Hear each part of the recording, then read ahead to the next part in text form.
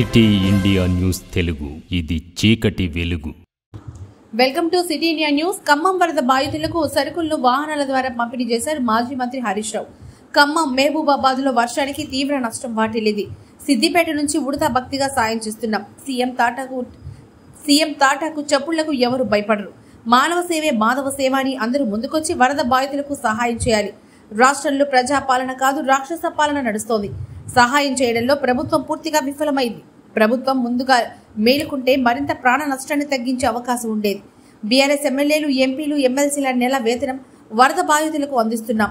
మా తరహాలో బీజేపీ, మిగతా పార్టీల నాయకులు సహాయం చేయడానికి ముందుకు రావాలి.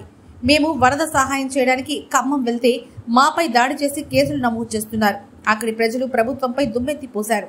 ఇళ్లు నీళ్లలో మునిగిపోయిన వారికి 2 లక్షల రూపాయలు ఇచ్చి ఆదుకోవాలంటూ హరీష్ రావు తెలిపారు. సాయం చేయడానికి వెళ్లిన మా మీదనే అక్రమంగా కేసులు బనాయించి ఉల్టా ఈ రోజు ప్రభుత్వం మమ్మల్ని ఇబ్బంది పెట్టే ప్రయత్నం చేస్తుంది. సరే, మీ కేసులకు మేము భయపడేది లేదు. అంతిమంగా ధర్మం, న్యాయం గెలుస్తుంది. ఖమ్మంలో దాడి చేసింది ఎవరు? నువ్వు కేసులు పెట్టింది ఎవరి మీద?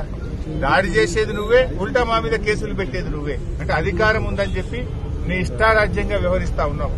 ఇది మంచిది కాదు. దయచేసి ఇటువంటి మానుకోదు. ప్రజలు నవ్వుకుంటున్నారు. నిన్న మహిళలు కూడా అక్కడ తెచ్చినారు. వాళ్ళు సాయం చేయడానికి వస్తే వాళ్ళను ఎందుకు ఇబ్బంది పెడుతున్నారని చెప్పి అక్కడ వరద బాధిత ప్రజలు, మహిళలు వాళ్ళని దుమ్మెత్తి పోసింది. అయినా ఇంకా మీకు సిగ్గు రాలేదు. ఉల్టా ఇంకా మా మీద కేసులు పెట్టే ప్రయత్నం చేస్తున్నారు. ఇది అత్యంత హేయమైనటువంటిది. ముఖ్యమంత్రి గారు, ఏమైనా నీకు నీతి నిజాయితీ ఉంటే, నీకు పద్ధతి ఉంటే, నీది నిజంగా ప్రజాపాలన అయితే ఒకసారి రివ్యూ చేసి ఆ పిచ్చి ప్రయత్నాలు మానుకోండి, ఆ కేసులు ఉపసంహరించుకోండి. నువ్వు నీ తాటాకు చెప్పులకేం భయపడం. ఇది పైనుంచి మీరు ప్రేరేపించి మా మీద దాడి చేపించినారు. ఎందుకంటే మేము పోయింది సాయం చేయడానికి. అక్కడ ప్రజలు మిమ్మల్ని తిట్టిపోస్తా ఉన్నారు. ప్రజలు కనీసం మిమ్మల్ని దగ్గరికి రానిచ్చే పరిస్థితి లేదు. ప్రజల తీవ్ర ఆగ్రహానికి గురైనటువంటి మీరు మాకు వస్తున్నటువంటి స్పందన, మేము చేస్తున్న పనిని చూసి ఓర్వలేక ఇలాంటి కార్యక్రమాలకు మీరు పాల్పడ్డారు. అయినా మేము వెనుకకు పోలే. ఈరోజు చూడండి, నెల జీతం ఇచ్చాం. లారీల కొద్ది సరుకులను ఆ ప్రాంత ప్రజలకు పంపిస్తా ఉన్నాం. ఇది మా నిజాయితీ. ఇది నిజంగా వరద బాధితులకు ఉడతా భక్తిగా మేము చేసే సహాయం. మీరు ప్రభుత్వంలో ఉండి, అధికారంలో ఉండి తాగడానికి మంచినీళ్లు కూడా ఇవ్వలేకపోయినారు. ఒక హెలికాప్టర్ పంపించలేకపోయారు. కనీసం అన్నం పెట్టలేకపోయినారు. మీ వైఫల్యాన్ని కప్పిపుచ్చుకోవడానికి ఈ రకమైన ప్రయత్నాలు మానుకుంటే మంచిది. ఎప్పుడైనా మంచిది మంచినండి. తప్పు జరిగితే ఒప్పుకొని దాన్ని సరి చేసుకోండి. కానీ ఈ రకంగా చేయడం మంచిది కాదు. ఇవాళ కూడా మేము పత్రికల్లో, ప్రముఖ పత్రికలు అన్నింటిలో కూడా చూసాం. అసలు మేము ఎట్లా బతకాలి అని వాళ్ళు ఏడుస్తున్నారు. 10,000 ఏ మూలకు సరిపోవంటున్నారు. కట్టు బట్టలు తప్ప ఏం మిగల్లేదంటున్నారు. ఎవరి ఇల్లు అయితే పూర్తిగా నీటలో మునిగిపోయినాయో, బట్టలు తప్ప ఏమి లేని పరిస్థితి ఉందో, కనీసం వారికి ఒక్కొక్క ఇంటికి ఒక 2 లక్షల రూపాయలు ఇచ్చి ఆ కుటుంబాలను నిలబెట్టండి. అందులో ఎక్కువ మంది దళితులు, గిరిజనులు, బలహీన వర్గాల ప్రజలే ఎక్కువ ఉన్నారు.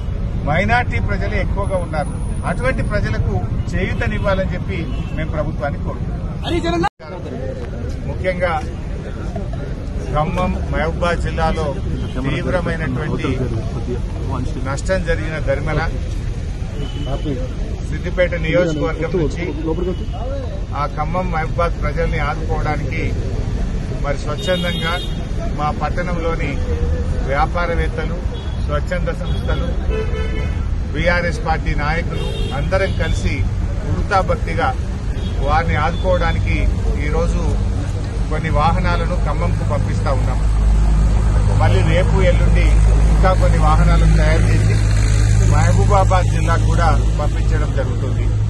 ముఖ్యంగా ఈరోజు ఒక 200 క్వింటాళ్ల సన్న బియ్యాన్ని, ఒక 2000 కిరాణా సామాన్ కిట్స్, ఒక 500 బ్లాంకెట్స్, ఒక 2000 బ్రెడ్ ప్యాకెట్స్, ఆలుగడ్డలు, ఉల్లిగడ్డలు తదితర సామాన్లన్నీ కూడా తయారు చేసి ఈరోజు ఖమ్మం జిల్లాకు పంపించడం జరుగుతూ ఉంది. ఈ విధంగా అందరూ కూడా ముందుకు రావాలని పిలుపునిస్తా ఉన్నారు. మానవ సేవయే మాధవ సేవ. కష్టాల్లో ఉన్న వాళ్ళని ఆదుకోవాల్సిన బాధ్యత సమాజంలో ప్రతి ఒక్కరి మీద కూడా ఉంటుంది.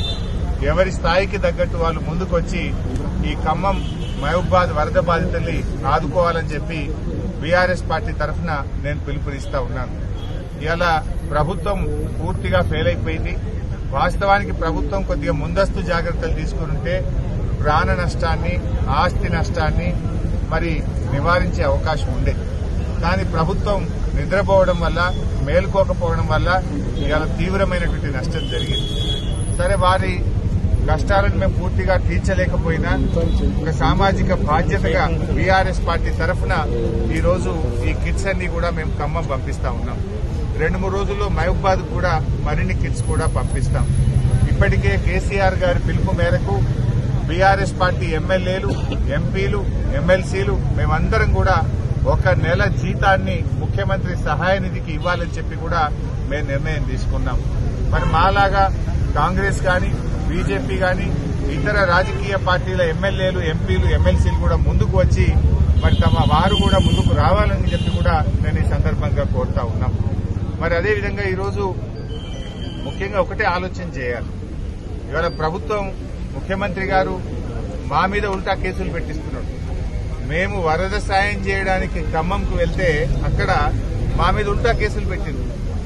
మేము అక్కడికి వెళ్లి వాళ్ళను పరామర్శించి వారికి ఉడతా భక్తిగా కొన్ని కిట్లు ఇచ్చాం. మా మీద దాడి చేసినారు. దాడి వాళ్లే చేసిండ్రు, పైగా మళ్ళీ ఉల్టా మా మీదనే కేసులు పెడతా ఉన్నారు. అంటే ఈ ప్రభుత్వం పూర్తిగా దుర్మార్గంగా వ్యవహరిస్తా ఉంది. ఇది ప్రజాపాలన కాదు, రాక్షస పాలనగా మారింది. ప్రజాపాలనలో సాయం చేసే చేతులకు ఎవరైనా కేసులు పెడతారా? సాయం చేయడానికి వెళ్లిన మా మీదనే అక్రమంగా కేసులు బనాయి.